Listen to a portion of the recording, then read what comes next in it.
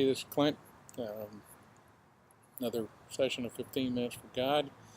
Sorry it's taken so long, but we've just been going crazy trying to get back from the cold. We're out in California. One of the last posts that'll be coming up today as well was posted when I was actually in Tucson, Arizona, and we were running from the snow. And we are now back in Tampa. I'm in one of my son's backyards, and it's probably about 5 o'clock, and it's about 80 degrees, and it is fantastic. Nice little breeze blowing. It just feels wonderful. And if you see the other post before this, you'll know why, because that's all I talked about was I was freezing pretty much. But anyway, some good things have been happening. We've been trying to stay up and get all our things done, and I actually got a comment, and which was great because I've had a few other comments which was talking about how they liked it or whatever, and that's wonderful too. I appreciate that. But my main goal on comments was to let people talk about things that they had seen on the post, or they might not understand, or they want some more clarification on, and I actually got one. So this session is going to be which is number 31, is going to be titled "Comments." Now there's something to talk about. And so anyway, we're going to talk about that a little bit. And it was one of my old friends had seen one of the videos, and she commented about how she liked it, and then she was talking on the phone to my wife when I walked up, and my wife mentioned I was there, and she said, "Oh, I had a question about this." And so we got into that, and I'm going to paraphrase it a little bit, so it's not exactly the way our conversation went, because after I got to thinking about it and how I would respond to it later on for other folks as well, not just her, that I believe that God spoke to me and said, well, you need to be doing this and spread it this way, and maybe you get a little more understanding out of it. But at any rate, she had seen, I think, the last session, which was number 29, which was where I started to link the Old Testament and the New Testament, because I'm a big believer that you can't just take one or the other. And there goes a squirrel running in the tree behind me. That's good. And they're all together, since you can't pull it apart. Some people say the New Testament replaces the Old Testament, and some people don't believe the Bible in any shape or form and what have you. I believe it all, and it's all linked together. So in this first session, I showed in the Old Testament the lineage of Jesus from Adam up to Noah's family, which then progressed into Abram, who later became Abraham. And then when you flip over to the very first chapter of Matthew, that whole first section is talking about the lineage of Jesus that starts in Abraham and ends with Jesus.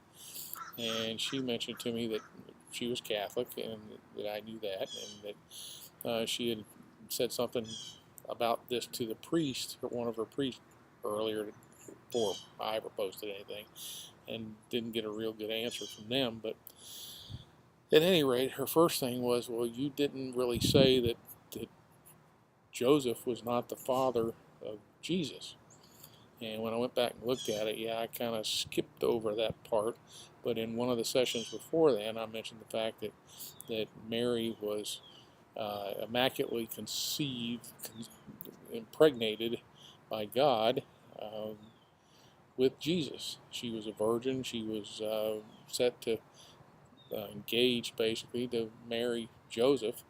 And before that happened, before they got married, God came down and impregnated Jesus in her. And an angel came to Joseph in a dream and said, hey, this is what's going on. Because after she told him, he said, well, typically if that were to happen, you were engaged to somebody and they got pregnant before even the wedding, then you would kick them out on their ear. Well, he was going to put her in some place to have the baby, I guess, and then have her taken care of privately so that she wouldn't be ridiculed, he would be ridiculed, that type of thing. But the angels told Joseph that this is an act of God, and when the baby comes, you're going to name him Jesus, and he's going to be a savior of the people, of the world. So he followed that through. So But for people that don't know that part of the story, yeah, you definitely need to know that he was not the father. But they still put it in his lineage because it came out of his household, as far as that goes. Well, the other thing she said, well, what about Mary? They don't really say where Mary's lineage came from and that type of thing. There's some few references to Mary being related to Elizabeth and kind of being distant cousins or something of that nature, coming out of the house of Levi, that type of thing, but they don't do the extent to what they did for Joseph. Now, one of the things is because that's the way that the system was set up back then. Everything was tied to the man. And unfortunately, that's gone down through a lot of ages and stuff. Women are still fighting for their rights and that type of stuff. But back then, they really didn't have rights of anything. And that's one of the things when I was researching this a little bit, I looked at the piece about Joseph and not being the father. And Jews, I went to a Jewish website, and that's one of the basic things that they say is why that Jesus is not the Messiah, because he is not a direct descendant from Joseph. And that their belief is that the Messiah will come directly from a descendant of the house of David. And since he wasn't born through him, he was not conceived by Joseph, he's not legitimate. Didn't say he wasn't real, but he's not the Messiah, and they're still waiting for a Messiah who would sit on David's throne, as far as that type of thing goes. Well, the women, they had no legal rights to anything in a lot of cases. I mean, when one's husband would die, a relative would try to give children to that woman to continue the line and things. That's extreme examples. And they had polygamy was pretty rampant back then as far as that kind of stuff goes. And when we didn't get into all that detail, but we talked a little bit about that, and she was saying, well, why would God allow stuff like that to happen? And as far as I'm concerned, pardon me, my leg is itching. God again sets us up on this earth to have a choice, and he made us. He created everything in the universe.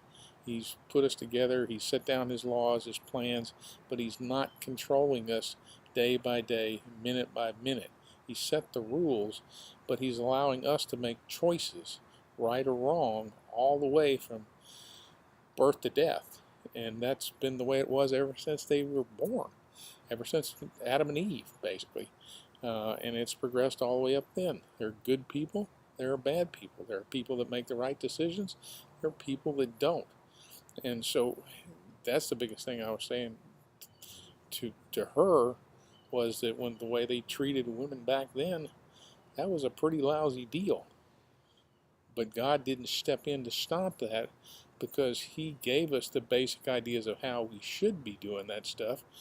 But whether we followed that or not was up to us. And that's what, leading down the road, the ones that follow his plan, that get back with him, because I believe he's the ultimate family man. He's the ultimate father of love and cherishment and that type of thing.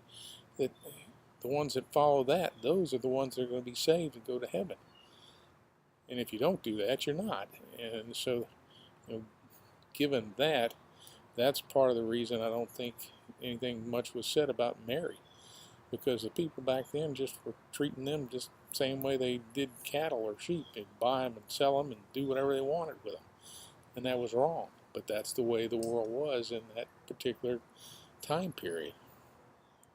So, if you had a thing to think about that, or I apologize if I didn't mention the fact that Joseph was not the father, but he was the head of the family that ended up raising Jesus till he got to adulthood, as far as that kind of thing goes. And while I was thinking about it some more, I actually saw a evangelist on TV, and he was talking about different subjects. And one of the reason that I like doing these particular sessions is because my belief is that we're living in the end times. And that's one of the things that I've talked about in several of the sessions is times is short. But this fellow that was talking about the end times, he said, well, a lot of people say, well, how do you know what the end times are and what's going to happen during the end times and that type of stuff? And one of the things that he was talking about was the rapture. And the rapture is not physically stated in the Bible with the word rapture, but it is my belief that the way it is stated in the Bible, one of them sections is in Thessalonians, and there are several other in there, that at some point near the end of the earth, Christ is going to take the Christian believers, the ones that are believing in Christ now, out of the earth and spare them all the heartaches and the pain and the suffering that comes in the last 7 years, which is called the tribulation. And when basically, this is a very simplistic form, but you've got a giant battle between God and Satan loses. And it gives the people that are still on the earth a chance to reconsider their decisions and another chance to make it into heaven. But all the Christians up to that point are already taken out. They're raptured out, which is pulled out from the earth, and they're already in heaven with Jesus. And biggest thing beyond that he was talking about is kind of like what I mentioned. He said, well, time is short. And he said, you've got, you're in the last days. And he got to looking around and he said, well, I'm in my 50s or 60s, and people will say, well, how do you know when the last days are? And he said, well, if you're 60 years old, the average lifespan is probably 70 or 80. You're in your last days. And whether you are raptured out of the world to meet Christ, or you die before the rapture occurs and you meet Christ, you're in your last days. And so that's when you need to make that decision to either accept Christ and be saved or not and go to hell. But you need to make that decision before that last day ticks off and you're just stuck there and you're lost. And I was thinking about it and I said, well, yeah, that's kind of neat. And particularly all the people that were my age, I'm almost 68, would be squirming in their pew seat by that point. But the Spirit talked to me again and said, well, we're in our last days the moment we're born. And I said, thinking, what?